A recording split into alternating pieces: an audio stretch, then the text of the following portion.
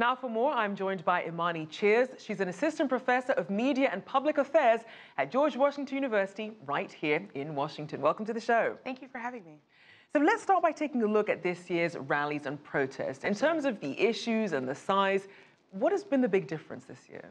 I think we have people very active. And not that people weren't active before, but last year's election was so contentious and the outcome was quite a shock to many that I think you just have people really up in arms about the issues that are important to them. And that's everything from women's rights to what we see today, which are immigrant rights, as well as women's rights. There's a combination of things happening. And it's really exciting.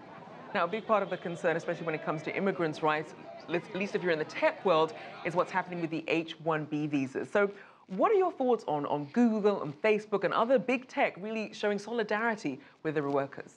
I think it's a really, really smart move for these incredibly powerful Silicon Valley tech companies to make sure that they support their employees. And they know that their employees, a large percentage of them, are utilizing this visa opportunity to come here and work. But these are high-skilled workers.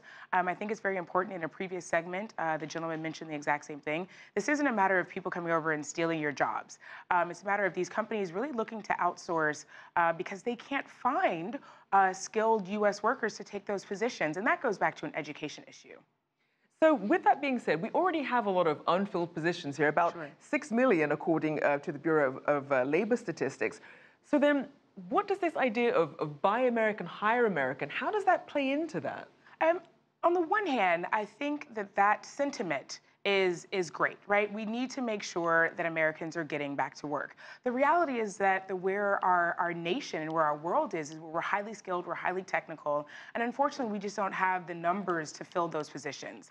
And again, I mentioned that goes back to an education issue. I think coding, right, that's a very small step, looking at elements of STEM, computer science, making sure that young people, everything from elementary all the way up through their university years, are majoring in these types of fields because those are where the jobs are. They are in that science, technology, engineering, and math. And we, unfortunately, at this point, don't have enough to fill them. So then what do you think the potential impact could be then of this Buy American, Hire American policy? I think that it's going to drastically impact Silicon Valley first and foremost. I think it will trickle down into other industries. The fashion industry, for example, also utilizes this type of visa to pull in workers. But I think what we're going to see is a concerted effort. They're going to be hit hard. I don't think it's going to be crippling, but I think then they're going to start working again with education. There's already through Code Academy and code.org where they're really working at having like an hour of code in schools, encouraging young people to get involved in these industries. I don't think we're going to see these positions filled overnight. I think it's something that's going to take a series of years. We might be looking at like at least 5 to a decade down the line where we'll actually be able to see the numbers comparable. But this country is built on immigrants. This country, the reason that we are such an amazing country to this day is because of immigrants who have come to this country wanting a better life for themselves. And truly, those are the ones who are really making America great. Now, on the one hand, you have some of these tech leaders like Facebook, Zuckerberg, really pushing for immigration reform. Absolutely. Not sure what we're seeing in terms of the momentum there. So if you're one of these tech leaders, you're seeing all this global talent out there who used to really see Silicon Valley as the place to be. Absolutely. What kind of conversations are you having with them? And could Silicon Valley lose its top spot?